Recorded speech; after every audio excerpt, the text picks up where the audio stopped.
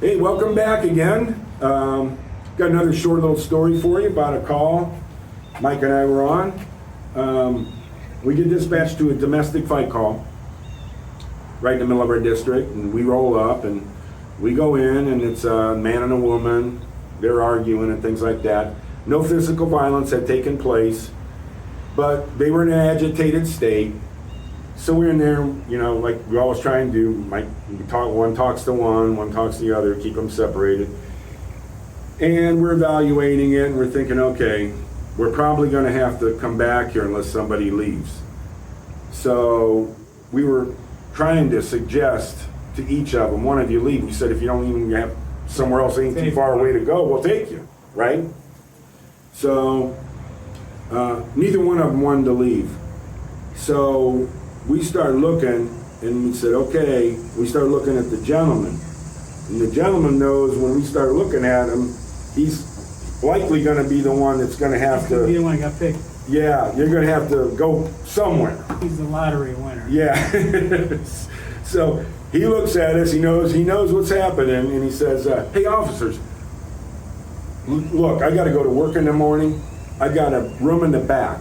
I will go back there, lock the door. I swear I will stay there all night. You won't hear a peep from me the rest of the night. I swear. We said, ma'am, are you okay with that? You believe that? Oh, yeah, if he says that, we'll be okay. I said, okay.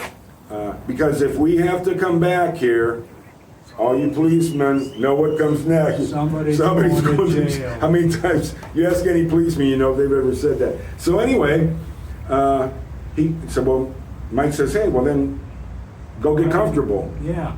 Go get comfortable. So he goes, and we powwow with the lady. Now the physical arrangement of the living room, like some houses in our city, were like this, and then the stairs go along an exterior wall up to the second floor.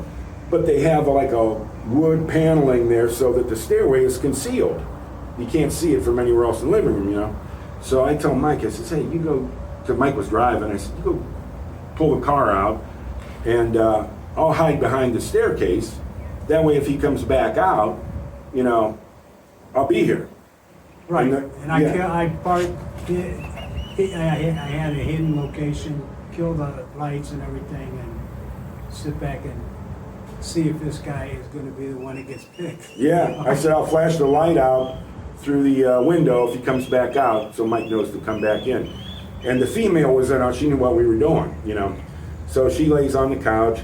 Mike goes out, he slams his car door twice, Make sure he revs it up loud enough. Make sure the guy knows it. He knows that he's gone. So as soon as that happens, it is in 10 seconds. 10 seconds go by, out he comes. And the living room is semi-dark, and he starts screaming and yelling at her, you such and such, if you ever call those, blah, blah, blah, blah, blah, blah, blah, blah. He starts screaming and yelling.